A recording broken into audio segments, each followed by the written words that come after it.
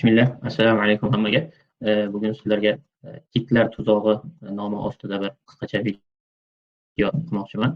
Va mana bu videoda siz kitlar qanday oddiy o'yinchilarni, ya'ni bozordagi kichkina sotuvchilarni qanday o'yindan chiqarib oladi va qanday ularga minusga tiqib, ular foyda oladi va o'zlari qanday foyda olishligi haqida batafsil tushuncha beraman inshaalloh. Bu narsa sizni bozorga kirishligingizga ham juda ham katta foyda bo'ladi, chunki ba'zi nimalarda signallar keladi, kirasiz, siz foyda olmaysiz, undan keyin zararga kirib ketasiz. Hype bo'lgan coinlarda aslida shunaqa bo'ladi.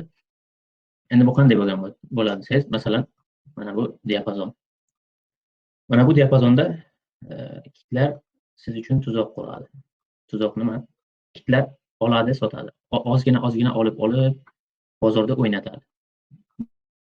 Bozorni o'ynatib, mana bu yerga kelganda polni sotib oladi. Endi bu qanday bo'ladi? Qanday hosil bo'ladi? Buni yaxshi tushunib olishligimiz kerak. Qarang. Boshida kit mana bu yerdan oladi, muhimi yo'q, qancha bo'lishiga qat'iy nazar oladi. O'zini bir nimasi bor. Taqriban o'zini take profit bo'ladi. Mana shu yerlarga qo'yadi. Bozorda oladi, hatto stopsiz ham bo'lishi mumkin. Mana bu yerda bitta oladi. Kam-kamdan oladi. Bu olavergan sari sekin bozor yuqoriga qarab ketilaveradi. E'tibor beradigan bo'lsangiz, buni sotadigan nuqtasi mana shu yer. Kit sekin to'playdi mana shu coinni. Qancha talab kuchaygan sari nima ham kuchayaveradi. E'tibor bergan bo'lsangiz, kit olib chiqib boradi. Ya'ni bu yerda oladi. Nima bo'ladi eng oxirida? Eng oxirida mana bu ichidagi ikroklar ham oladi. Ya'ni hype bo'layotganligini ko'rib, trendni buzdi, hype bo'layotganini ko'rib, tars boshqa insonlar ham oladi. Mana bu kit nima qiladi? Mana bu kit bu yerda olgan. Taqriban 20% bo'lsa, balki bunga 10% foyda. Chunki bu yerda olgani bilan bu yerda olgani o'rtalama 10% foyda bo'ladi. Buni maqsadi nima qilishlik? Mana buni hype qilishlik. Va eng oxirida nima qiladi? Bitta sotadi, impuls bilan tushib ketadi. Bitta sotishlik, polni prodavать qiladi, polni full sotib yuboradi.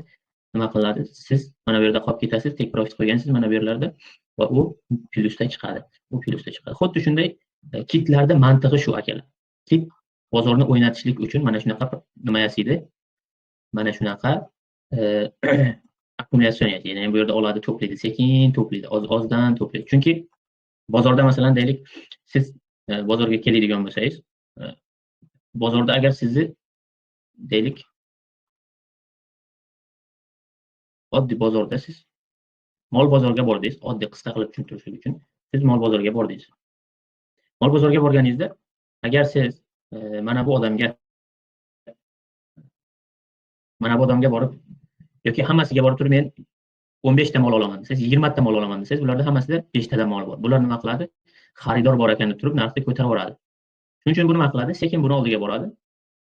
Buni oldiga borib turib 5 ta molini kamroqdan oladi. Deylik $5 oladi. Buni oldiga kelib $5.5 oladi.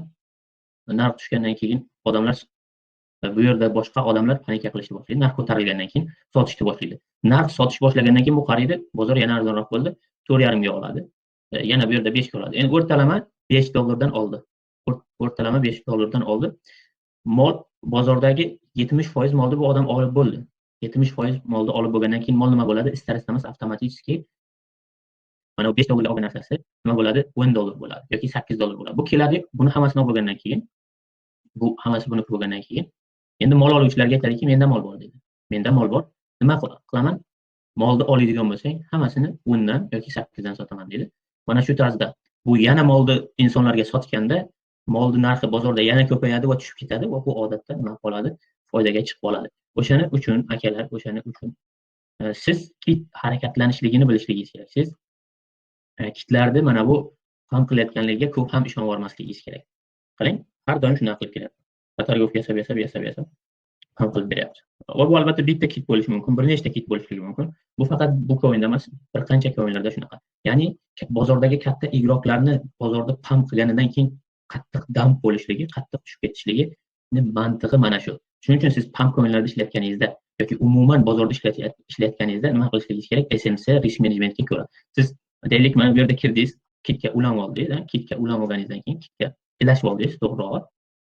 Nima qilasiz? Siz mana bu yerda o'zingizning risk managementingizga ko'ra 12%, 13% ishladingiz misol uchun. Ishlaganingizdan keyin siz yana kirishlikka qiziqasiz, chunki bu oqib ketyapti. Azart bilan qachonki mana bu yerda kirdingizmi, все, u o'sha nima qildi? Impuls bilan qarang qancha tushib berdi. Bu bo'ldi. Mana bu odam yig'gan odam, mana bu tokenni yig'gan odam hammasini bir sotishda sotdi. Qarang 5 minut ichida bitta otkat bilan tushdi. Va mana bu to'plashligi bilan bozor chiqib bo'lgan. Ya'ni talab ortgan. Mana bunga talab ortgan va bu bir sotishlik bilan yoki o'sha renishni order berib yuboradi. Bu nima bo'ladi? Oqib ketadi keyin. Odatda mana bu yerda ko'proq to'plab, mana bu yerlarda ham to'playdi. Nima uchun? Chunki bozorni qizdirishlik uchun. Bozorda qizdirgandan keyin bittasi bilan ko'p odamni bu yerda stopini yeydi. Ya'ni bu odam bo'ldi, super foydaga chiqdi, undan keyin bozor o'z holida davom etadi. O'z holida davom etadi. Shu sababdan kitlarni tuzog'iga nima qilmanglar, tushib qolmanglar. Kitlarni yurishligini mantig'i mana shu. Bozorda impuls bilan ko'tarilishligini yurishligi mana shu. Masalan, Bitcoin ham bugungi kunimizda umumiy holda bir kunlikka qaraydigan bo'lsangiz, akkumulyatsiyonda yuribdi. Nima? Kitlar to'playapti, shortchilar ishlayapti, longchilar ishlayapti, to'playapti, katta-katta investitorlar to'playapti. Yo minusga ketadi, yo plyusga ketadi. Ya'ni bitta qattiq harakat beradi. Xuddi shunday qarang, mana qattiq harakat beradi. Odatda ba'zi ko'inlar teskarisi bo'ladi. Ya'ni sekin chiqadi, bitta pas etib tushadi. Deylik, bu biroz sekin tushgan, bitta tushgan. Shuning uchun nima qiling? Kitlarni tuzog'iga ilinib qolmang. Sog' bo'ling. Assalomu alaykum.